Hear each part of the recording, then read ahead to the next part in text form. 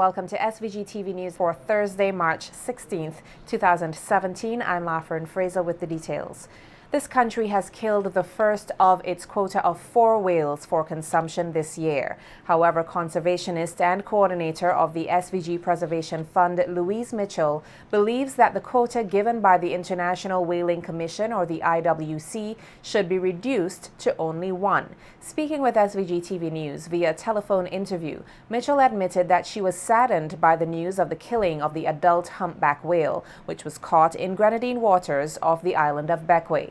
Mitchell said although the change in mindset from whale consumption to whale watching is seemingly slow, she is pleased with the transformation being made in the attitude of persons as they see whale watching as a viable means of income. I don't believe that Rome was built in a day. The world wasn't created in a day. And it takes time for traditions to change. And I certainly never expected things to change overnight in Bequia.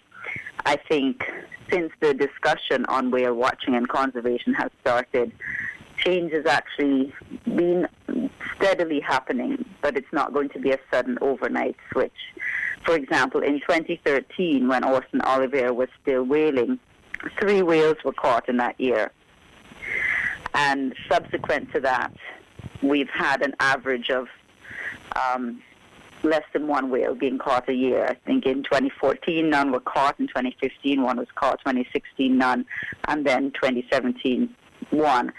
So it's basically 1 every year is what we're averaging at now. And I think that is, we still aren't there yet, but I think the conservation message is being heard, and we're absolutely moving in the right direction, and I think young people are going to be leading us into that direction. The coordinator of the SVG Preservation Fund commends the government of this country for its recent initiative to conserve turtles and also called on them to take a similar stance for the large sea mammal. She called on the government to lobby for this country's quota for whale consumption to be reduced from 4 to 1. Obvious that we don't catch anywhere near that amount.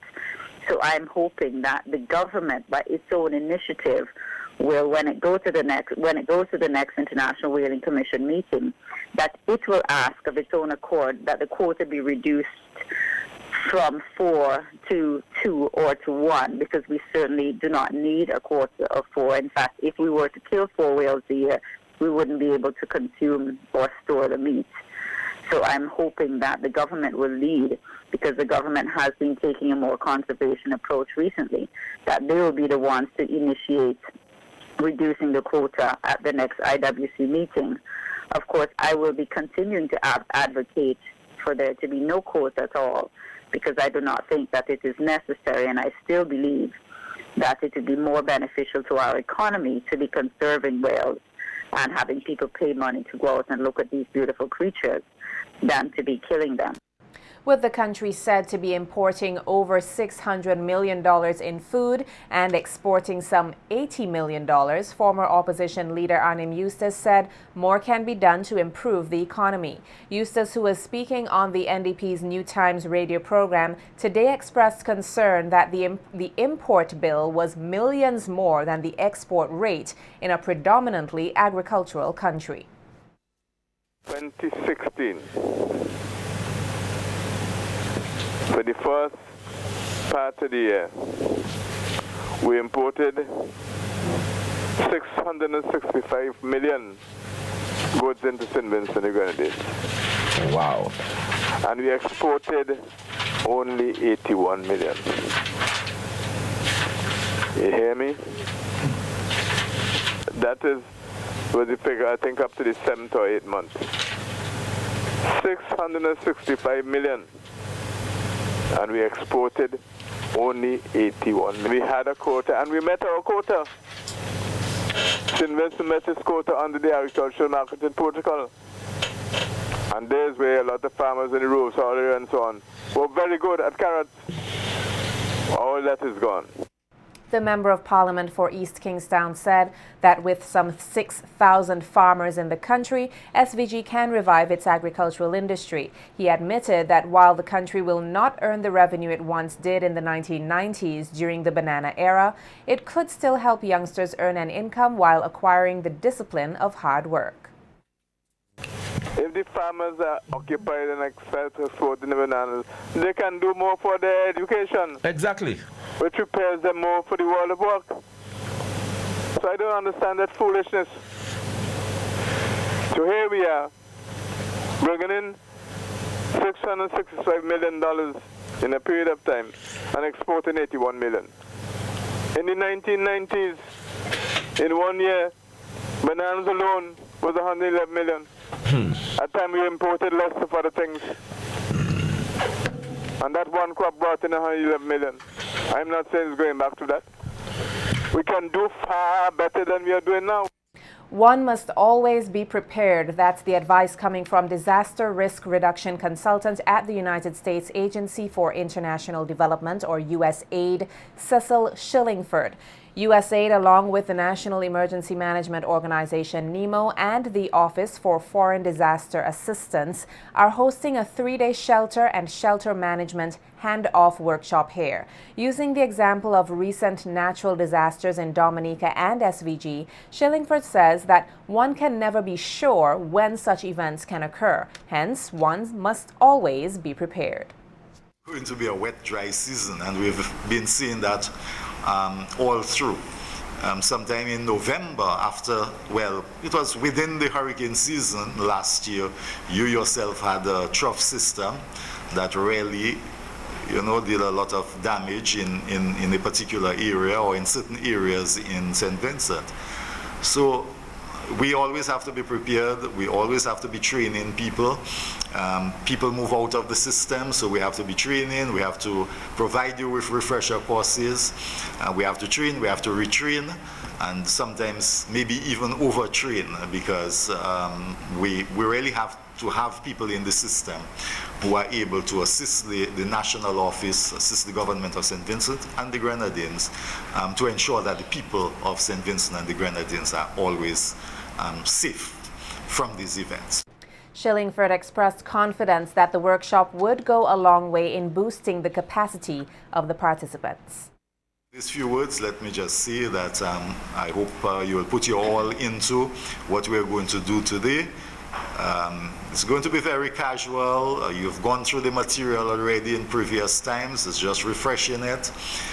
Refreshing you, and also providing you with some of the skills so that you yourselves can go out there and assist NEMO in propagating the message of shelter management, and other courses we will do from time to time.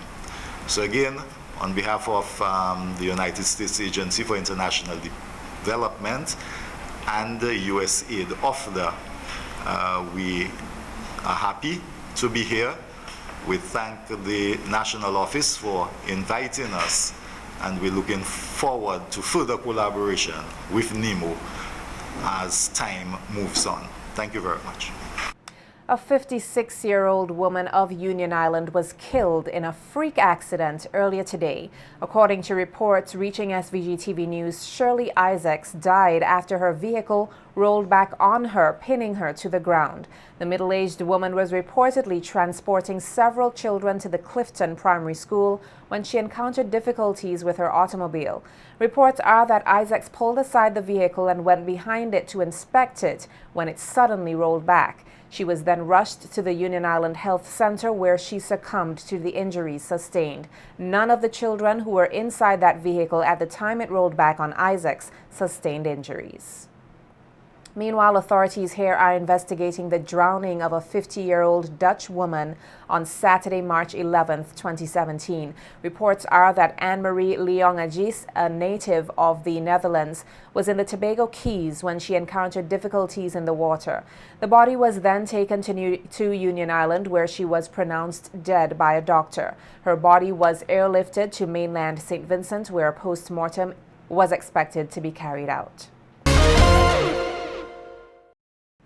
Calling for a greater recognition of the Garifuna heritage and customs within the Greg's community, educator Curtis King, while speaking at the Greg's Heritage Festival earlier this week, said communities like Greg's have a role to play in maintaining the Garifuna culture in SVG. King highlighted that Tuesday's event served as a showcase of unity in an attempt to relive and reconnect with the past, which is needed to pave the way forward. Have to lead the charge in ensuring that the Garifuna people of Greg's receive a greater level of recognition. Many challenges facing us, but if we employ the strategies, not necessarily of war, but the determination, the resilience of these Garifuna people, then some of the challenges that confront us in our effort to create a better life for ourselves would be dealt with in a more meaningful manner. We have to connect the dots. We have to understand that these activities cannot only be involved in once per year, but we have to, through these activities, teach our people to live what we are doing here. King pointed out the need for persons to also look into the economic benefits of events such as the Heritage Festival, which he noted should not be a one-day celebration. It should not be about us eating bam-bam or looking at turmeric and selling turmeric or ferrying just because it is Heroes Day, and then we hide them up for the rest of the year. No, we have to recognize that all over the world, people are becoming health conscious, and as a result, they are looking to these locally grown foods. We have to see the importance of these foods.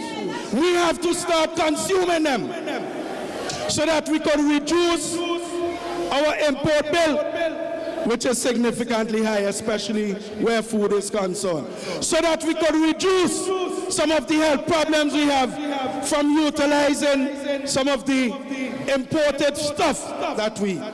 The educator further shared his view of having more persons recognized as national heroes. He said it was time enough for individuals to be more aware of persons who laid the foundation for the country's development.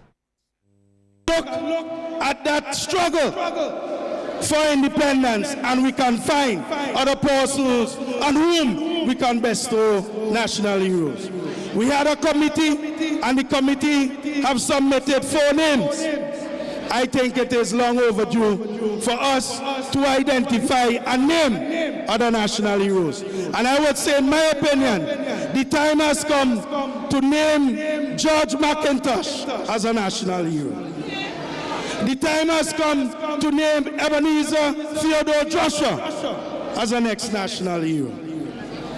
And we need not look at the politicians only, because we have also a gentleman when only the Girls' High School and the St. Vincent Grammar School existed to provide secondary education. This man, using his own resources, created not one, but 2 other secondary schools. I'm talking about John Pamenos Eustace. It is time that we declare Mr. Eustace a national hero for the revolutionary work he did in bringing secondary education to our people. Meantime, Cultural Officer in the Ministry of Culture, Anthony Tibbles, expressed his hope of having a greater appreciation and awareness of the Garifuna people, their history, and their culture, especially among the youth. Tibbles, who also commended the Greg's Garifuna Council for their efforts, advised that there should be an extended amount of planning on the event in order to expand the festival beyond National Heroes Day, as well as evoke a sense of pride among residents. He noted that with the development of such festivals, the nation will grow to embrace their true culture and gain a greater identity. For the youngsters who have been here, who have been present, to imbibe into themselves an appreciation of the value of themselves. as we get proud of ourselves, we begin to build the stories. Everybody goes to Cuba and hears about Fidel. Everybody goes to other places and hears about other heroes. So we need to be able to build within ourselves in St. Vincent that appreciation of our stories that allows us to big up these stories and share them with people who visit. Seen as an avenue for encouraging the youth to make a difference in their society, various secondary schools across SVG continue to roll out their initiative for the 2017 RBC Young Leaders Program, held under the theme I Am We, Volunteering for Impact. Earlier today, Thursday, March 16th, the Bishop's College Kingstown Young Leaders officially launched their 2017 project, seeking to do their part in bettering the nation through volunteerism. Nikita Tony has more in this report. 47 students were earlier today, Thursday, March 16th, presented as members of the 2017 Bishop's College Kingstown Young Leaders, as the institution officially launched their project under the sub-team Making a Difference Through Volunteering, All Hands on Deck. Congratulating the students on their selection, Principal of the school, Cecilia Akers-King, noted that she expects the young leaders to stay committed to their role of making their society a better place. I trust that you will be enriched with the spirit of teamwork, that it becomes a lifelong journey for you. And as you continue to join with your peers, all hands on deck, I wish you a pleasant and a successful project. President of the 2017 Young Leaders, Rashim Williams, pledged the group's commitment to fully engaging themselves in this year's project, noting that they have selected the community of Rose Place as their area of concentration for rolling out their initiatives, with a number of projects already planned. Building a sink for the fishermen of Rose Place. I found that the residents complain that the fishermen do not have a proper facility for cleaning fish, which is done at the same sink that clothes and other household tasks are being performed. Therefore, we have decided to embark on this journey to improve and help the fisher folks. Appeal to you today is that volunteers are not paid, not because they're worthless, but because they're priceless. Outlining how volunteering can create an impact, featured speaker at today's event, Carlos James, urged the young leaders not to see volunteering as a burden, but as a way of developing themselves, their peers, and their community. He also made a contribution on behalf of his organization, Contribute Strong Juve Band, towards one of the BCK Young Leaders community initiatives. Volunteering connects you to others. One of the better known benefits of volunteering is the impact on the community, as you know. Volunteering allows you to connect to your community and make it a better place, as you are trying to do in Rose Place. Even helping out with the smallest task can make a real difference to the lives of people, animals, and organizations in need. Volunteering is a two-way street. It can benefit you and your family as much as the cause you choose to help. Pledging 50% of this amount, along with an extra 500 to go towards something else. The BCK Young Leaders urges all Vincentians to take seriously the task of volunteering in developing the nation. Nikita Tony reporting for SVG-TV News.